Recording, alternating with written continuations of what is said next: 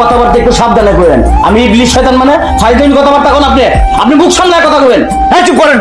আপনার সাহস কত আমার মায়ের ধমক দিয়ে কথা বলেন? আপনি কে? হ্যাঁ আমাদের পরিবারের মধ্যে কথা বলার জন্য আপনি কে? ডাকছে কি আপনারে? নাক গলাইতে আসছেন এখানে? জানে গেছে যান। আসছে যে আমার চাচারে আমরা ঠকাইতেছি এইসব বইলে আমাকে সংসারের মধ্যে একটা প্যাঁচ লাগানোর চেষ্টা করতেছে। ভালো ভালো ভালো ভালো ঘাট টাকা দেবেন। এই কাকু একদম থাপ্পড় তোর সাথে বল।